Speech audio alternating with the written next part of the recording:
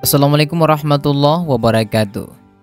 Selain populasi muslim meningkat, masjid dan pusat Islam di Inggris juga bertambah.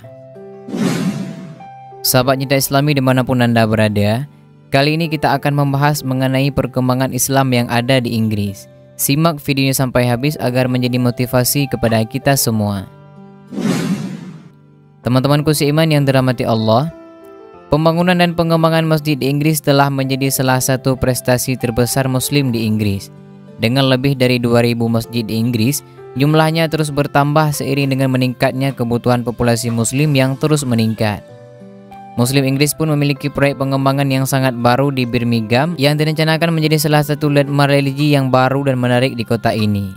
Dengan masjid 6 lantai, pembangunan pusat Islam Inggris ataupun Islamic Center of Britain akan mencakup pusat komersial, pusat pendidikan serta banyak ruang hijau sebagai bagian dari inisiatif proyek ramah lingkungan. Untuk menghidupkan kembali tradisi dan fungsi masjid yang terlupakan, teman-teman, Islamic Center of Britain berharap dapat menciptakan lingkungan holistik bagi populasi besar muslim. Hal unik tentang Islamic Center of Britain adalah tempat ini akan menjadi rumah bagi berbagai kegiatan di luar layanan tradisional yang biasanya ditawarkan oleh masjid. Pusat pendidikan masjid akan menjadi lingkungan berkembang yang menawarkan sekolah menengah dan dasar penuh waktu untuk ratusan siswa. Terlebih lagi teman-teman, akan ada program Islam untuk lebih dari 500 siswa selama kelas madrasah malam. Juga akan ada pembibitan untuk anak-anak dengan fasilitas pembibitan modern. Masjid juga akan memiliki pusat komunitas yang akan dikembangkan untuk menyatukan orang-orang untuk bertemu, berkolaborasi, dan terlibat dalam berbagai kegiatan.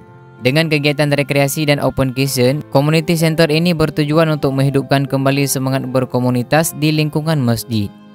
Adapun proyek ramah lingkungan, perkembangan baru akan berkontribusi pada ekosistem dengan 3 ruang hijau khusus, taman atap, taman halaman, taman kontemplasi yang telah digambarkan oleh pusat sebagai permata mahkota dalam proyek hijau pusat Islam Inggris.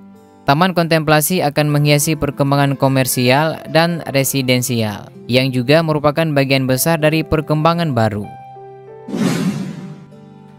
Islamic Center of Britain akan menampilkan kehidupan mewah dengan 12 apartemen 2 kamar tidur, dengan tujuan memungkinkan penghuni berada di jantung pusat, sementara juga berada di lingkungan Islam dan spiritual.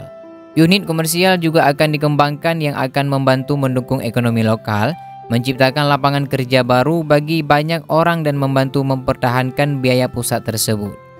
Sementara itu teman-teman, Kantor Statistik Nasional Inggris menerbitkan serangkaian angka baru dari sensus 2021.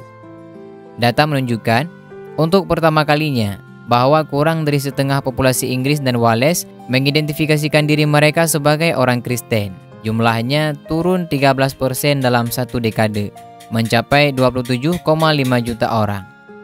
Sementara jumlah mereka yang mengidentifikasikan diri sebagai tidak beragama ataupun ateis tumbuh sebesar 12%, menjadi 22,2 juta orang.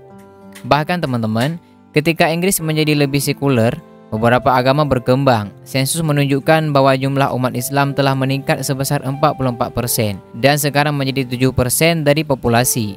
Sementara jumlah pemeluk Hindu Inggris mencapai 1 juta untuk pertama kalinya pada tahun 2021. Dan demikianlah penjelasan mengenai populasi Islam yang ada di kota Inggris. Semoga penjelasan ini dapat bermanfaat bagi kita semua. Amin ya rabbal alamin. Teman-temanku seiman yang dirahmati Allah, terus dukung channel ini agar kami semangat menyajikan kisah-kisah menarik dan bikin nangis. Sampai bertemu di video menarik dan menginspirasi lainnya. Kami akhiri, wassalamualaikum warahmatullahi wabarakatuh.